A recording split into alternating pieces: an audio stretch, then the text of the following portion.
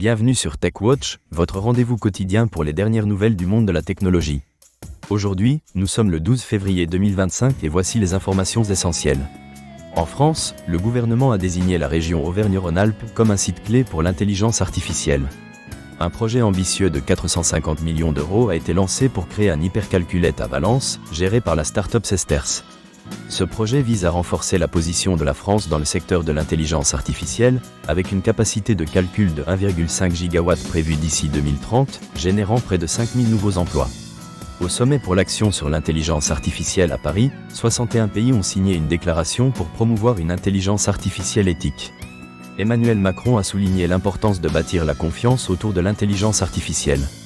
Un observatoire sur l'impact énergétique de l'intelligence artificielle a également été créé, mettant en lumière la nécessité d'une gouvernance mondiale.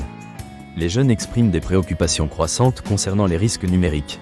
Une enquête réalisée au Luxembourg révèle qu'ils passent en moyenne 4 à 5 heures par jour sur leur téléphone et s'inquiètent du cyberharcèlement ainsi que de la désinformation. Plus de 50% considèrent la désinformation comme un risque majeur. YouTube célèbre ses 20 ans. La plateforme compte plus de 2,5 milliards d'utilisateurs et a révolutionné la consommation de contenu. En Europe, le Commissariat à l'énergie atomique et aux énergies alternatives et la société AMD annoncent un partenariat pour développer des architectures de calcul destinées à l'intelligence artificielle. Microsoft Teams intégrera bientôt la fonctionnalité Storyline pour faciliter le partage d'informations. Cependant, Microsoft est actuellement sous enquête pour pratiques anticoncurrentielles, notamment en ce qui concerne le regroupement de Teams avec sa suite Office. Par ailleurs, une autre enquête menée en France examine les allégations de dégradation des résultats de recherche sur Bing, affectant les petites entreprises. L'Union européenne a annoncé un investissement massif de 200 milliards d'euros dans le domaine de l'intelligence artificielle afin d'établir des infrastructures et soutenir l'innovation. L'éducation évolue également, avec l'école ECAM La Salle à Lyon qui va lancer une spécialité en ingénieur en systèmes numériques industriels à la rentrée 2025.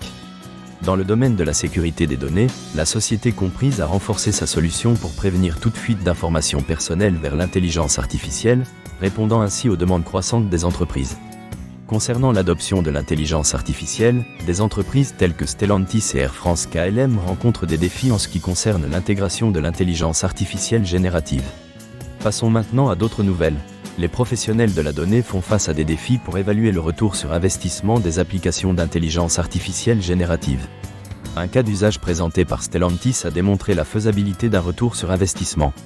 Le marché des tablettes connaît une reprise en 2024, avec une augmentation des ventes de 9,2%, en grande partie due à la forte croissance des fabricants chinois.